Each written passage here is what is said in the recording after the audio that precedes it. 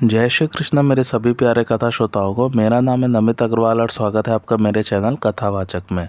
मथुरा खंड चल रहा है कृष्ण लीला में। आइए आज की कथा आरंभ करते हैं। नारद जी कहते हैं, राजन, तदंतर ग्वाल बालों सहित नंद नंदन श्री कृष्ण और बलराम सुदामा नाम वाले एक माली के घर गए जो फूलों के गजरे बनाया करता था। उन दोनों भाइयों को देखते ही माली उठकर खड़ा हो गया। उसने हाथ जोड़कर नमस्कार किया और फूल के सिंहासन पर बिठाकर गदगद वाणी में कहा। सुदामा बोला, देव, यहाँ आपके शुभागमन से मेरा कुल तथा घर दोनों धन्य हो गए। मैं ऐसा समझता हूँ कि मेरी माता के कुल की 7 पीढ़ियाँ, पिता के कुल की 7 पीढ़ियाँ तथा पत्नी के कुल की भी 7 पीढ़ियाँ बैकुंठ लोक में चली गईं। आप दोनों परिपूर्णतम परमेश्वर हैं और भूतल का भार उतारने के लिए इस यदुकुल में अवतीर्ण हुए हैं। मुझ दीन अतिदिन के घर आए हुए आप दोनों भाइयों को नमस्कार है। आप परात्पर जगदीश्वर हैं। यो कहकर माली ने पुष्प निर्मित सुंदर हार और भ्रमरों के गुंजार से निनादित मकरंद निवेदन करके प्रणाम किया। बलराम सहित भगवान श्री हरि ने उस पुष्प राशि को धारण करके निकटवर्ती गोपों को भी दिया और हंसते हुए मुख से उस माली से बोले, सुदामन, मेरे चरणार विंदों में सदा तुम्हारी गुरुतर भक्ति बनी रहे। मेरे भक्तों का संग प्राप्त हो और इसी जन्म में तुम्हें मेरे स्वरूप की प्राप्ति हो जाए। तदंतर बलदेव जी ने भी इसे उसके कुल में निरंतर बढ़ने वाली लक्ष्मी प्रदान की। फिर वे दोनों भाई वहां से उठकर दूसरी गली में गए। वहां मार्ग में एक कमल नयनी कामिनी जा रही थी। उसके हाथों में चंदन का अनुलेप पात्र था। अवस्था में वह युवती थी, किंतु शरीर से कुबड़ी दिखाई देती थी। माधव ने उससे पूछा, सुंदरी, तुम कौन हो और किसकी प्रिया हो? किसके लिए चंदन ले जा रही हो? हम दोनों को भी यह चंदन दो, इससे शीघ्र ही तुम्हारा कल्याण होगा। सैरंध्री बोली, सुंदर शिरोमणे, मैं कंस की दासी हूँ। महामते, मेरा नाम कुब्जा है। मेरे हाथ का घिसा हुआ चंदन भोजराज कंस को बहुत प्रिय है। अब तक तो मैं कंस की ही दासी रही हूँ, किंतु इस समय आपके सामने उपस्थित हूँ। हाथी के शुंड दंड की भांति जो आपके ये बलिष्ठ भुजदंड है, इनमें मेरा मन लग गया है। आप दोनों भाइयों को छोड़कर दूसरा कौन ऐसा पुरुष है जो इस चंदनानुलेप के योग्य हो? आप दोनों भाइयों के समान सुंदर रूप तो त्रिभुवन में कहीं नहीं है। हर्ष से भरी हुई कुब्जा ने उन दोनों भाइयों के लिए स्निग्ध अनुलेपन प्रदान किया। इस अंगराग से वे दोनों बंधु बलराम और श्री कृष्ण बड़ी शोभा पाने लगे। व्रज के अन्य बालकों ने भी थोड़ा थोड़ा वह दिव्य चंदन ग्रहण किया। कुब्जा 3 जगह से टेढ़ी थी। श्री कृष्ण ने उसे तत्काल सीधी करने का विचार किया। उन सर्वव्यापी परमेश्वर ने अपने चरणों द्वारा उसके पैरों के अग्रभाग को दबाकर उत्तान हाथ की 2 अंगुलियों से उसकी ठोड़ी पकड़ ली और लोगों के देखते देखते उसके 3 जगह से टेढ़े शरीर को उचका दिया। फिर तो वह उसी समय छड़ी के समान देह वाली अत्यंत रूप सौंदर्य से संपन्न तनवंगी तरुड़ी हो गई और अपनी दीप्ति से रंभा को भी तिरस्कृत सी करने लगी। उसके हृदय में काम भाव का उदय हुआ और उससे विवल हो उस पवित्र मुस्कान वाली सैरंध्री ने श्रीहरि का वस्त्र पकड़कर इस प्रकार कहा, सुंदर प्रवर, अब तुम शीघ्र ही मेरे घर चलो। निश्चय ही मैं तुम्हें छोड़ नहीं सकूंगी। तुम तो सबके मन की जानने वाले हो, मुझ पर कृपा करो। रसिक शेखर मानद, तुमने मेरे मन को बड़े वेग से मथ डाला है। तब सब गोप अहो यह क्या परस्पर यो कहते हुए ताली पीट पीट कर हंसने लगे। बलराम जी भी बड़े गौर से यह सब देख रहे थे। उस सुंदरी के अपने घर चलने के लिए प्रार्थना करने पर भगवान श्री हरि ने यह उत्तम बात कही, अहो यह मथुरापुरी अत्यंत धन्य है, जहाँ बड़े सौम्य स्वभाव के लोग निवास करते हैं, जो अपरिचित राहगीरों को भी अपने घर बुला ले जाते हैं। सुंदरी, मैं घूम फिरकर मथुरापुरी का दर्शन करके तुम्हारे घर आऊँगा। स्नेहमयी वाणी द्वारा यो कहकर श्री कृष्ण ने उसके हाथ से अपने दुपट्टे का छोर खींच लिया और राजमार्ग पर आगे बढ़ते हुए उन्हें कुछ धनी वैश्य दिखाई दिए। उन उत्तम बुद्धि वाले वैश्यों ने पान, फूल, इत्र, दूध और फल आदि द्वारा श्रीहरि का पूजन करके उन्हें उत्तम आसन पर बिठाया और उनके चरणों में प्रणाम किया। वैश्य बोले, देव, यदि यहाँ आपका राज्य स्थापित हो जाए तो आप हम आत्मीय जनों का सदा ध्यान रखें। हम आपकी प्रजा हैं। प्राय राज्य मिल जाने पर कोई किसी का स्मरण नहीं करता। तब अच्युत ने सुंदर मंद मुस्कुराहट के साथ उन वैश्यों से पूछा, धनुष का स्थान कौन है? किंतु वे वैश्य बड़े चालाक थे। उन्हें धनुष के तोड़ दिए जाने की आशंका हुई, इसलिए वे भगवान को उसका स्थान नहीं बता रहे थे। किंतु उनके रूप, गुण और माधुर्य से मोहित जो अन्य मथुरावासी थे, वे उन्हें धनुष दिखाने की इच्छा से बोले, कुमार, आइए देखिए वह धनुष। तब उनके दिखाए हुए मार्ग से श्री कृष्ण ने धनुषशाला में प्रवेश किया। वे मथुरावासी समवयस्क पूर्व बालकों के साथ मैत्री भाव की स्थापना भी करते जाते थे। वह धनुष सुनहरे बेल बूटों से चित्रित था। उसकी लंबाई 7 ताड़ के बराबर थी। वह देखने में इंद्रधनुष सा जान पड़ता था।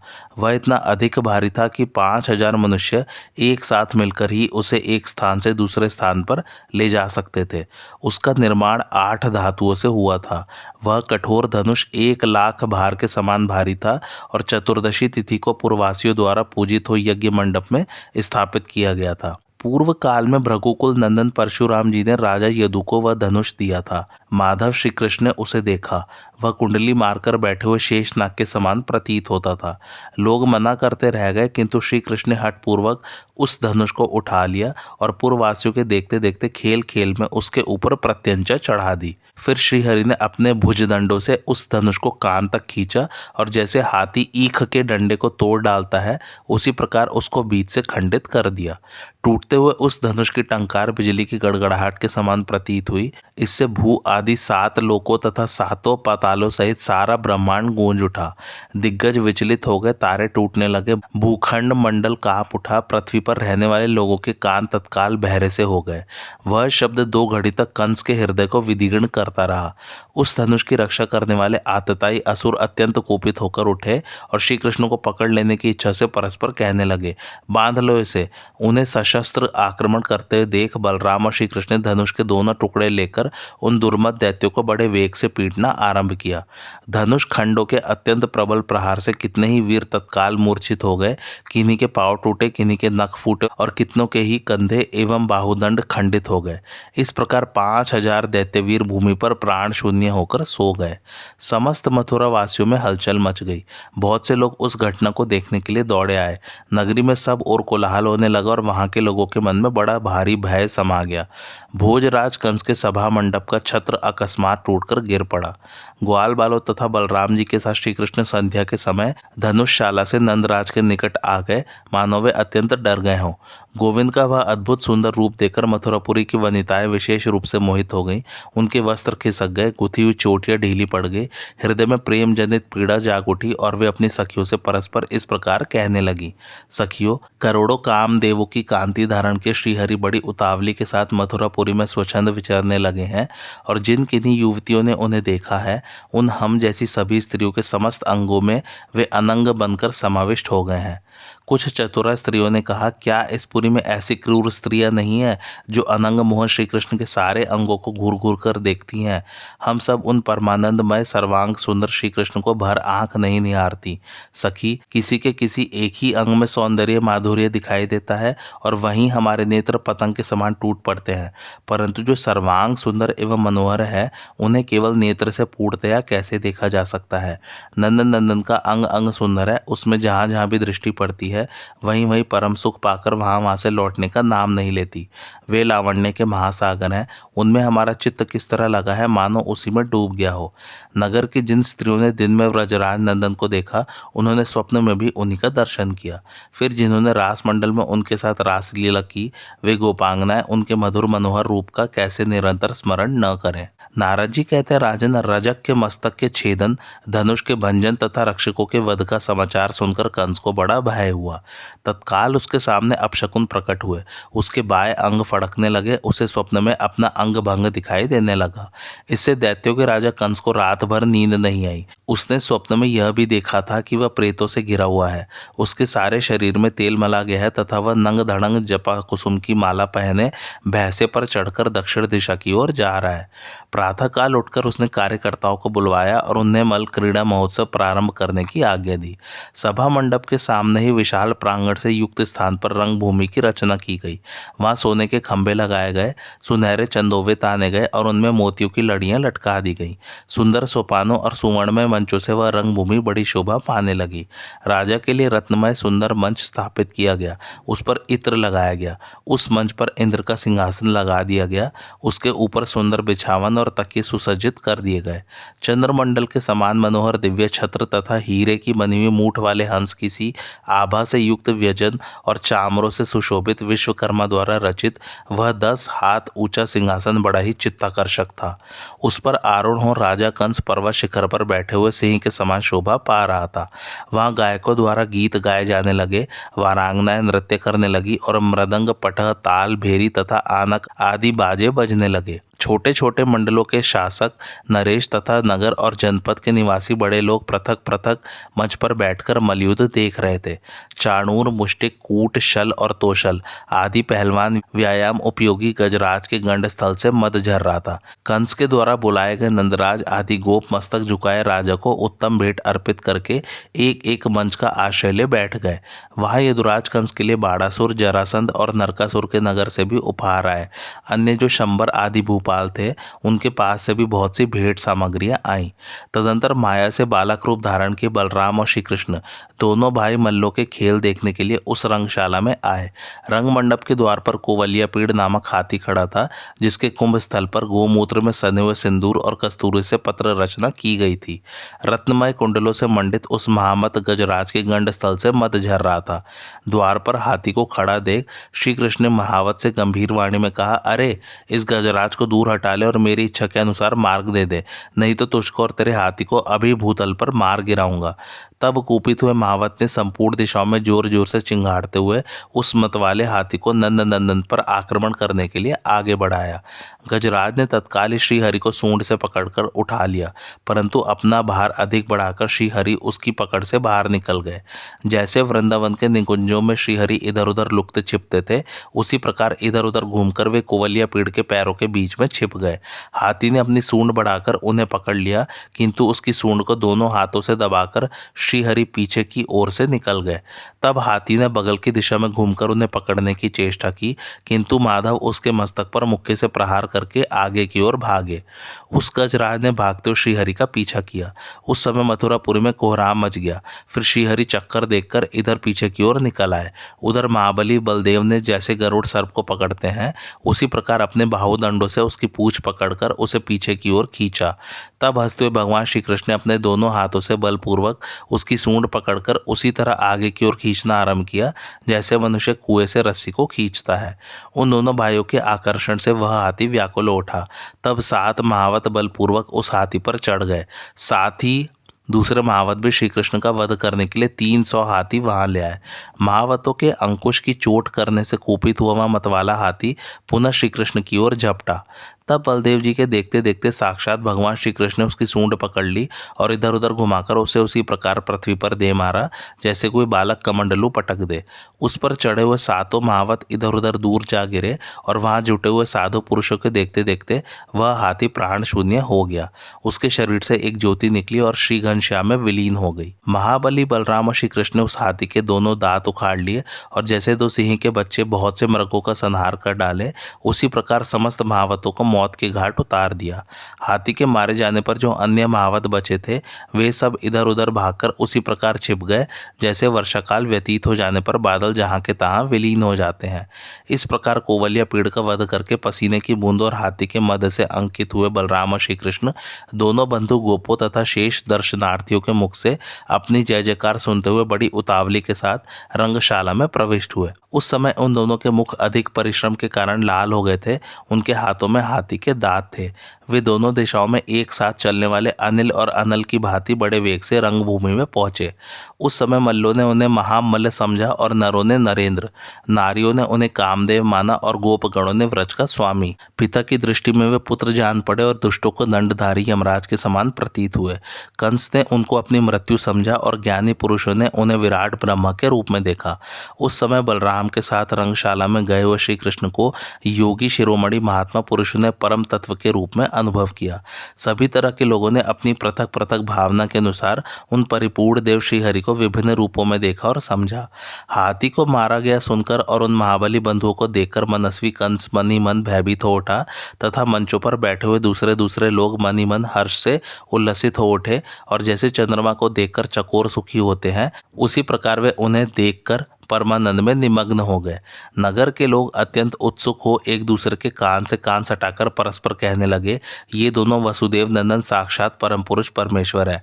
अहो, व्रजमंडल अत्यंत रमणीय एवं श्रेष्ठ है, जहाँ ये साक्षात माधव विचरते रहे हैं और जिनका आज दुर्लभ दर्शन पाकर हम सर्वतोभाव से कृतार्थ हो रहे हैं। जब पूर्ववासी लोग इस प्रकार बातें कर रहे थे और भांति भांति के बाजे बज रहे थे, उस समय चाणूर ने बलराम और श्री कृष्ण दोनों के पास जाकर कहा, हे राम हे कृष्ण, आप दोनों बड़े बलवान हैं, अतः महाराज के सामने अपने बल का प्रदर्शन करते हुए युद्ध कीजिए।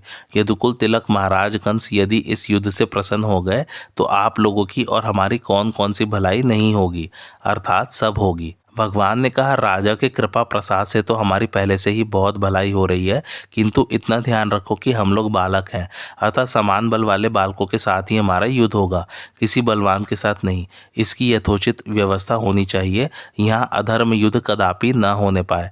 चाणूर ने कहा, न तो आप बालक हैं और न बलराम जी ही किशोर हैं, आप साक्षात बलवानों में ही भी बलिष्ठ है, क्योंकि सहस्त्र मत वाले हाथियों का बल धारण करने वाले कुवलिया पीड़ को आप दोनों ने खिलवाड़ में ही मार डाला है। चाणूर की ऐसी बात सुनकर अघमर्दन भगवान श्री कृष्ण चाणूर के साथ और बलवान बलराम जी मुष्टिक के साथ मल्लयुद्ध करने लगे। वे एक दूसरे के भुज दंडों को दोनों भुजाओं से पकड़कर अपनी ओर खींचते और पीछे ढकेलते थे। लोगों के देखते देखते वे दोनों भाई विजय की इच्छा से लड़ने वाले दो हाथियों की भांति अपने शत्रुओं से भिड़ गए। साक्षात श्रीहरि ने चाणूर के शरीर को दोनों हाथों से उठाकर उसके देह भार को उसी प्रकार तौला जैसे ब्रह्मा जी पुण्यात्माओं के पुण्य भार को तौला करते हैं। फिर महावीर चाणूर ने भगवान श्रीहरि को एक ही हाथ से उसी प्रकार लीला पूर्वक उठा लिया जैसे नागराज शेष भूमंडल को अपने एक ही फन पर धारण करते हैं।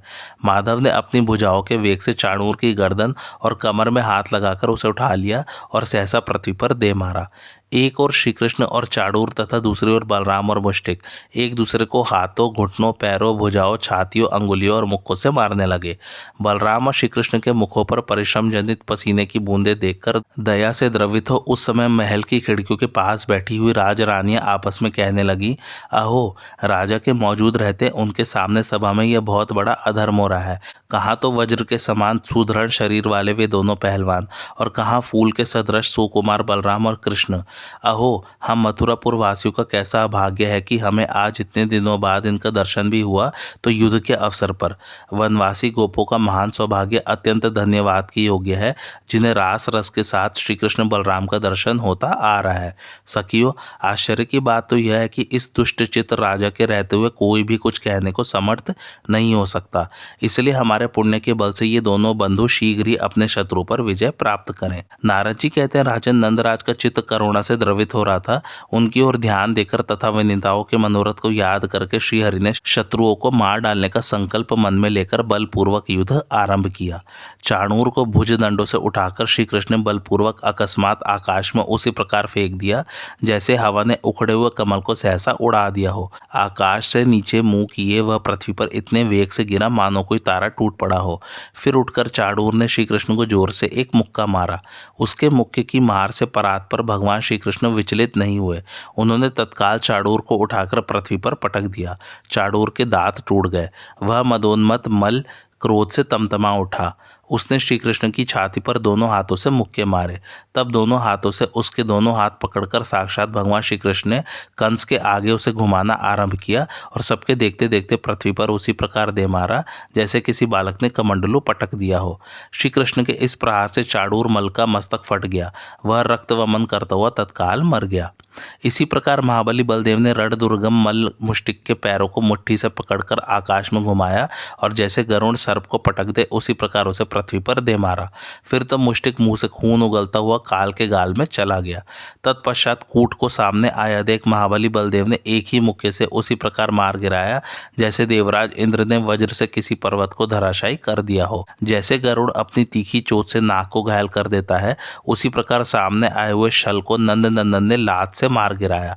फिर तोशल को पकड़कर श्री कृष्ण ने उसे बीच से ही चीर डाला और जैसे हाथी किसी पेड़ की डाली को तोड़ फेंके उसी प्रकार उसे कंस के मंच के सामने फेंक दिया।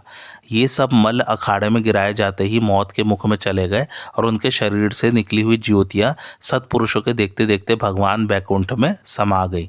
इस प्रकार बलराम और श्री कृष्ण के द्वारा अनेक मल्लों के मारे जाने पर शेष मल भय से व्याकुल हो प्राण बचाने की इच्छा से भाग खड़े हुए।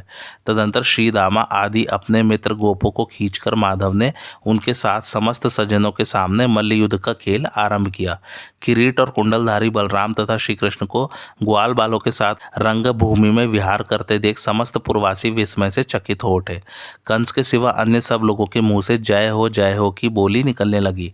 सब ओर से साधुवाद सुनाई देने लगा और नगाड़े बज उठे। अपनी पराजय देख कंस अत्यंत क्रोध से भर गया और बाजे बंद करने की आज्ञा देकर फड़कते हुए अधरों से बोला, वसुदेव के दोनों पुत्र खोटी बुद्धि और खोटे विचार वाले हैं। इन दोनों को हटात और शीघ्र मेरे नगर से निकाल दो। व्रजवासियों का सारा धन हर लो और दुर्बुद्धि नंद को सहसा कैद कर लो। आज मेरे दुर्बुद्धि पिता शूरपुत्र उग्रसेन का भी मस्तक तुरंत काट लो। पृथ्वी पर जहाँ कहीं भी और यहाँ भी जो वृष्णिवंशी यादव मिल जाए उन सबको देवताओं के अंश से उत्पन्न समझकर मार डालो। जब कंस इस प्रकार बढ़ बढ़कर बातें बना रहा था उस समय यदुनंदन श्री कृष्ण सहसा क्रोध से भर गए और उछलकर उसके मंच के ऊपर चढ़ गए। अपनी मूर्तिमान मृत्यु को आता देख कंस तुरंत उठकर खड़ा हो गया और उस मदमत नरेश ने श्री कृष्ण को डांट बताते हुए ढाल तलवार हाथ में ले ली। श्री कृष्ण ने ढाल तलवार लिए हुए कंस को सहसा दोनों हाथों से उसी प्रकार पकड़ लिया जैसे पक्षीराज गरुड़ ने अपनी चोंच के दो भागों द्वारा किसी विषधर सर्प को दबा लिया हो। कंस के हाथ से तलवार छूटकर गिर गई, ढाल भी दूर जा पड़ी। वह बलवान वीर बल लगाकर श्री कृष्ण के भुजाओं के बंधन से उसी प्रकार निकल गया जैसे पुंडरीक नाग गरुड़ की चोंच से छूट निकला हो। वे दोनों बलवान वीर उस मंच पर वेग से एक दूसरे को रौंदते हुए उसी प्रकार सुशोभित हुए जैसे पर्वत के शिखर पर दो सिंह परस्पर जूझते हुए शोभा पा रहे हों। कंस बलपूर्वक उछलकर 100 हाथ ऊपर आकाश में चला गया। फिर श्री कृष्ण ने भी उछलकर उसे इस प्रकार पकड़ लिया मानो एक बाज पक्षी ने दूसरे बाज पक्षी को आकाश में धर दबोचा हो। उस प्रचंड दैत्य पुंगव कंस को भुज दंडों से पकड़कर तीनों लोकों का बल धारण करने वाले भगवान श्री कृष्ण ने चारों ओर घुमाना आरंभ किया। फिर रोष से भरकर उन्होंने कंस को आकाश से उस मंच पर ही दे मारा। मंच के स्तंभ दंड उसी प्रकार टूट गए जैसे बिजली गिरने से वृक्ष टूट जाता है। आकाश से नीचे गिरने पर भी वज्र तुल्य अंगों वाला कंस मन ही मन किंचित व्याकुल होकर सहसा उठ गया और महात्मा श्री कृष्ण के साथ युद्ध करने लगा। भगवान गोविंद ने पुनः उसे बाहुदंडों द्वारा उठाकर मंच पर फेंक दिया और उसकी छाती पर चढ़कर माधव ने उसका मुकुट उतार लिया। फिर तुरंत उसके केश पकड़कर स्वयं श्रीहरि ने उसे मंच से रंगभूमि में उसी प्रकार पटक दिया जैसे किसी ने शैल शिखर से किसी भारी शिलाखंड को नीचे गिरा दिया हो। फिर सबके आधारभूत अनंत पराक्रमी आदि अंत रहित सनातन भगवान श्री कृष्ण स्वयं भी उसके ऊपर वेग से कूद पड़े। इस प्रकार उन दोनों के गिरने से वहां का भूमंडल सहसा थाली की भांति गहरा हो गया और 2 घड़ी तक धरती कांपती रही। श्री कृष्ण ने उस मरे हुए भोजराज के शव को सबके देखते देखते वहां की भूमि पर उसी प्रकार घसीटा जैसे सिंह ने मरे हुए गजराज को खींचा हो। उस समय इधर उधर दौड़ते हुए भूपालों का हाहाकार सुनाई देने लगा। महाबली कंस ने वैर भाव से देवेश्वर श्री कृष्ण का भजन करके उसी प्रकार उनका सारूप्य प्राप्त कर लिया जैसे कीड़ा भृंगी के चिंतन से उसी का रूप ग्रहण कर लेता है। कंस को धराशायी हुआ देख उसके 8 महाबली भाई सुहृद, सृष्टि, न्यग्रोध, तुष्टिमान, राष्ट्रपालक, सुनामा, कंक और शंख क्रोध से ओष्ठ फड़फड़ाते हुए ढाल और तलवार ले युद्ध करने के लिए श्री कृष्ण पर टूट पड़े। उन्हें आते देख रोहिणी नंदन बलराम ने मुदगर हाथ में लेकर उसी प्रकार उनके निकट हुंकार किया जैसे सिंह मृगों को देखकर दहाड़ता है। उस हुंकार से ही उन पर इतना भय छा गया कि उनके हाथों से शस्त्र उसी प्रकार गिर पड़े जैसे डंडा मारने से आम के फल गिरते हैं। निशस्त्र होने पर भी उन महावीरों ने बलराम को चारों ओर से मुक्कों द्वारा मारना आरंभ किया, ठीक उसी तरह जैसे हाथी किसी पर्वत को अपनी सूंड से इधर उधर से पीटते हों। बलराम जी ने सृष्टि और सुनामा को मुदगर से मार डाला, न्योग्रोध को भुजाओं के वेग से धराशायी कर दिया और कंक को बाएं हाथ से मार गिराया। माधव ने शंकु, सुहृद और तुष्टिमान को बाएं पैर से कुचल दिया तथा राष्ट्रपाल को दाहिने पैर के आघात से काल के गाल में भेज दिया। इस प्रकार आंधी के उखाड़े हुए वृक्षों की भांति वे 8 वीर सहसा धराशायी हो गए। उन सबकी ज्योति भगवान में लीन हो गई। देवताओं की दुंदुभियां बजने लगी। उस समय चारों ओर जय जयकार होने लगा। देवता लोग उसी क्षण नंदन वन के फूलों की वर्षा करने लगे। विद्याधरियां और गंधर्वांगनाएं हर्ष से विवल हो नृत्य करने लगी। विद्याधर, गंधर्व और किन्नर भगवान का यश गाने लगे। ब्रह्मा आदि देवता, मुनि और सिद्ध विमानों द्वारा भगवान का दर्शन करने के लिए आए। वे वैदिक मंत्रों का पाठ करते हुए हुए दिव्य वाणी द्वारा बलराम और श्री कृष्ण दोनों भाइयों की स्तुति करने लगे। तदंतर कंस की अस्थि प्राप्त आदि रानियां हाथों से छाती पीटती हुई महल से बाहर निकली और प्राप्त हुए वैधव्य के दुख से दुखी हो विलाप करने लगी। स्त्रियां बोली, हा नाथ, हे युद्धपते, हे महाबली वीर, तुम कहाँ चले गए? तुम तो त्रिभुवन विजयी तथा साक्षात देवताओं के लिए भी दुर्जय वीर थे। तुमने निर्दय होकर अपनी बहन के नवजात बच्चों की हत्या की थी और 10 दिन से कम और अधिक उम्र वाले दूसरे बालकों का भी बलपूर्वक वध कर डाला। उसी घोर पाप के कारण तुम ऐसी दशा को प्राप्त हुए हो। इस प्रकार अश्रु से भीगे मुख वाली दीन दुखी राजपत्नियों को धीरज बंधाकर लोक भावन भगवान ने यमुना के तट पर श्रीखंड चंदन से युक्त चिताएं बनवाई और मारे गए मामाओं की पारलौकिक क्रियाएं करवाकर सबको समझाया। नारद जी कहते हैं, राजन, तदंतर भगवान श्री कृष्ण और बलराम साक्षात वृष्णिवंशियों से घिरे हुए देवकी और वसुदेव के समीप गए। अपने दोनों पुत्रों को देखकर उन दोनों के बंधन उसी प्रकार स्वतः ढीले पड़ गए जैसे गरुड़ को आयातिक नागपाश के बंधन स्वतः खुल जाते हैं। बलराम से श्री हरि ने माता पिता को अपने प्रभाव के ज्ञान से संपन्न देख तत्काल अपनी माया फैला दी, जो बलपूर्वक जगत को मोह लेने वाली है। बलराम और कृष्ण मेरे पुत्र है यह जानकर वसुदेव जी मोह से व्याकुल हो गए और आंसू बहाते हुए देवकी के साथ सहसा उठकर उन्होंने दोनों पुत्रों को हृदय से लगा लिया। तब वृष्णिवंशियों से घिरे हुए श्री हरि ने उन दोनों को आश्वासन दे अपने नाना उग्रसेन को मथुरा का राजा बना दिया। कंस के भय से दूसरे देशों में भागे हुए यादवों को बुलाकर भगवान ने प्रेम पूर्वक उन्हें यदुपुरी में कुटुंब सहित रहने के लिए स्थान दिया। गोपगढ़ों के साथ अपने घरों को जाने के लिए उद्यत नंदराज को प्रणाम करके बलराम से श्री कृष्ण ने उन्हें अपनी माया से मोहित सा करते हुए कहा, तात, अब आप इसी मथुरापुरी में निवास कीजिए। यदि आपके मन में यहाँ से जाने की इच्छा उठ खड़ी हुई तो जाइए, मैं भी यदुवंशियों की व्यवस्था करके भैया बलराम के साथ आपके पास आ जाऊंगा। इस प्रकार बलराम और श्री कृष्ण के द्वारा पूजित एवं सम्मानित नंदराज वसुदेव जी को हृदय से लगाकर प्रेमातुर वज्र को चले गए।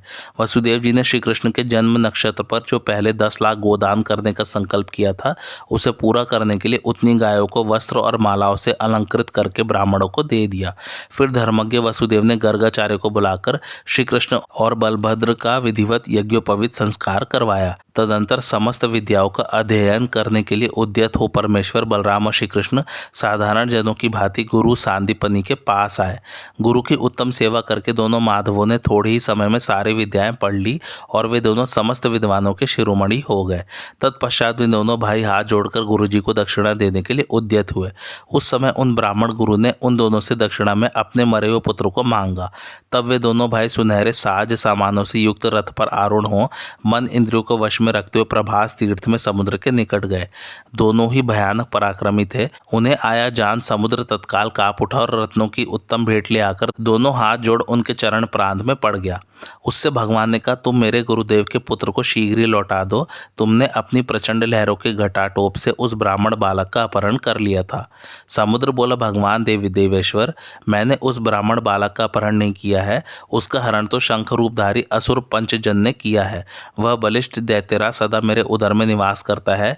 देव, वह देवताओं के लिए भी भयकारक है, अतः आपको उसे जीत लेना चाहिए। समुद्र के यो कहने पर भगवान श्री कृष्ण ने अपनी कमर में दृढ़ता पूर्वक वस्त्र बांध लिया और वे भयंकर शब्द करने वाले उस समुद्र में बड़े वेग से कूद पड़े। त्रिलोकी का भार धारण करने वाले श्री कृष्ण के कूदने से वह समुद्र इस प्रकार अत्यंत कांपने लगा मानो वज्रकूट गिरी के द्वारा उसे मथ डाला गया हो। तब वीर पंचजन दैत्य युद्ध करने के लिए सहसा श्री कृष्ण के सामने आया।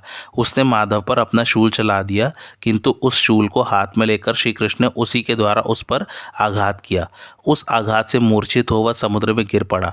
फिर सहसा उठकर कुछ व्याकुल चित्त हुए पंचजन ने देवेश्वर श्री हरि को इस प्रकार अपने मस्तक से मारा मानो किसी सर्प ने पक्षीराज गरुड़ पर अपने फन से प्रहार किया हो। तब साक्षात परिपूर्णतम भगवान श्री हरि ने कोपित होकर बड़े वेग से उसके मस्तक पर मुक्का मारा। श्री कृष्ण के मुक्के की मार से तत्काल उसके प्राण पखेरु उड़ गए। उसके शरीर से निकली हुई ज्योति घनश्याम श्री कृष्ण में लीन हो गई। इस प्रकार पंचजन को मारकर और उसके शरीर से उत्पन्न शंख को साथ ले वे श्री कृष्ण सहसा महासागर से निकले और रथ पर आ बैठे। तदंतर मनोहर बलराम और श्री कृष्ण वायु के समान वेगशाली रथ के द्वारा यमराज की विशालपुरी संयमनी में गए। वहां उन्होंने मेघ गर्जना के समान भयंकर लोक प्रचंड पांचजन्य की ध्वनि सब ओर फैला दी।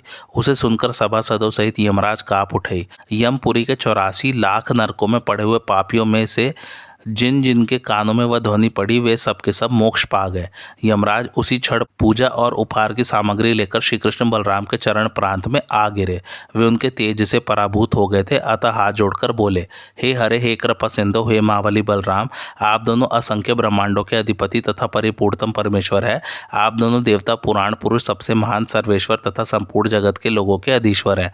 आज भी आप दोनों सबके ऊपर विराजमान है। आप अपनी वाणी द्वारा हमें आज्ञा दे कि हमें क्या सेवा करनी है। भगवान बोले, महामते लोकपाल्यम, मेरे गुरुपुत्र को ले आओ और मेरी वाणी का आदर करते हुए कहीं भी न्यायोचित रीति से राज्य करो। उसी समय यमराज ने गुरुपुत्र को ले आकर श्री कृष्ण के हाथों में सौंप दिया। फिर साक्षात श्रीहरि उसे लेकर अवंतिकापुरी में आए और उन्होंने श्री गुरु को उनका वह शिशुपुत्र समर्पित कर दिया। फिर गुरु के आशीर्वाद से संभावित हो उन दोनों भाइयों ने हाथ जोड़कर उन्हें प्रणाम किया और वे रथ पर चढ़कर मथुरापुरी में आ गए। वहाँ यदुवंशियों ने उनका बड़ा सम्मान किया। एक दिन समस्त कारणों के भी कारण श्री कृष्ण अपने भक्त पांडवों का स्मरण करते हुए बलराम जी के साथ अक्रूर के घर गए। अक्रूर सहसा उठकर खड़े हो गए और बड़ी प्रसन्नता के साथ उन्हें हृदय से लगाकर षोडश उपचारों द्वारा उनको पूजन करके हाथ जोड़ सामने खड़े हो गए। उनका मनोरथ पूर्ण हो चुका था। उन्होंने प्रेमानंद के आंसू बहाते हुए उनसे कहा, प्रभुओं, जिन्होंने मार्ग में मैंने जो कुछ कहा या सोचा था वह सब पूर्ण कर दिया, उन्हीं आप दोनों बलराम और श्री कृष्ण को मेरा नित्य बारंबार नमस्कार है। आप दोनों समस्त लोकों में सर्वाधिक सुंदर है, जनभूषणों में भी उत्तम है, संपूर्ण जगत को बाहर और भीतर से भी प्रकाशित करने वाले हैं। इस समय गौ, ब्राह्मण, साधु, वेद, धर्म तथा देवताओं की रक्षा के लिए आप दोनों यदुकुल में अवतीर्ण हुए हैं। परिपूर्ण तेजस्वी आप दोनों परमेश्वर कंस आदि दैत्यों का विनाश करने के लिए गोलोक धाम से भारतवर्ष के भूमंडल में पधारे हैं। मैं नित्य निरंतर आप दोनों को प्रणाम करता हूँ। भगवान बोले, आप हमारे बड़े बूढ़े गुरुजन और धैर्यवान हैं, मैं आपके आगे बालक हूँ। महामते, संत पुरुष कभी अपनी बड़ाई नहीं करते। दानपते, पांडवों का कुशल समाचार जानने के लिए आप शीघ्र हस्तिनापुर जाइए और वहां उन सबसे मिलजुल कर लौट आइए। उस समय अक्रूर से यूँ कहकर समस्त कार्यों का संपादन करने वाले भक्त वत्सल भगवान श्री कृष्ण बलराम जी के साथ वसुदेव जी के भवन में लौट आए। उधर अक्रूर कौरवेंद्रपुरी हस्तिनापुर में जाकर पांडवों से मिले और पुनः वहां से लौटकर उन्होंने श्री कृष्ण से सारा समाचार कह सुनाया। अक्रूर ने कहा, भगवान, पांडव लोग कौरवों के दिए हुए दुख भोग रहे हैं। आप दोनों के सिवा दूसरा कोई भी उनकी सहायता करने वाला नहीं है।